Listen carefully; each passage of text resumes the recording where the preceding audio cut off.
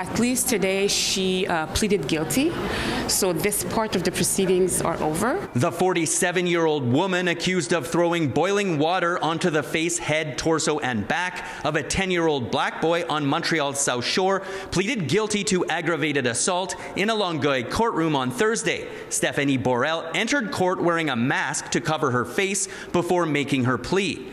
The agreed statement of facts acknowledged that in October of last year, she did in fact throw hot water onto the boy, but that he was not targeted because of the color of his skin. Of course, I was relieved because we wanted to avoid that the little boy comes and testify and relive the events that happened almost a year ago.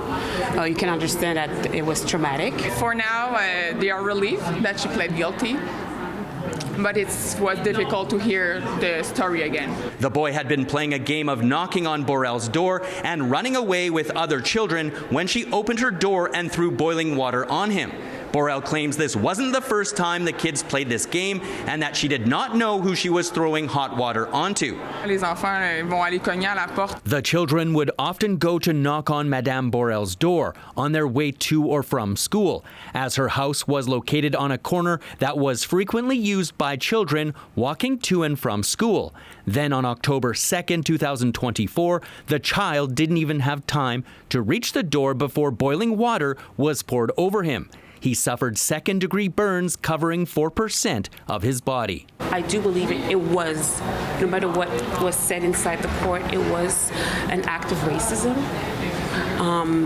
towards a little black boy. What I know is that it was not only one boy that was, it was not only one child that was in front of her, that was going in front of her building, of the building where she lives.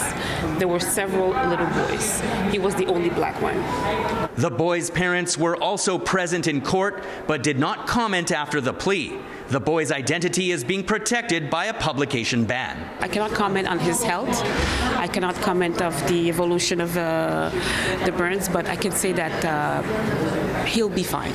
Borel will return to court on January 28th for a sentencing hearing.